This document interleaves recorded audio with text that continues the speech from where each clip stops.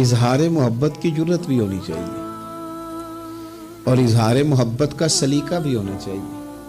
ہمیں آنا چاہیے یہ اظہار کرنا بھی کہ مجھے محبت ہے، یہ بھی ہمیں آنا چاہیے. دیکھو نا، لوگ نفرتیں کرتے ہیں تو ان کا اظہار کرتے ہیں کہ نہیں؟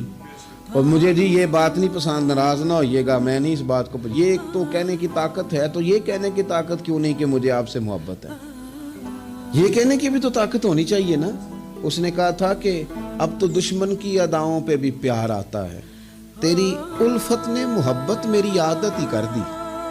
او بھائی پیار کا بھی تو دیکھے نا، نبی پاک صلی اللہ علیہ وسلم نے وضاحت کی.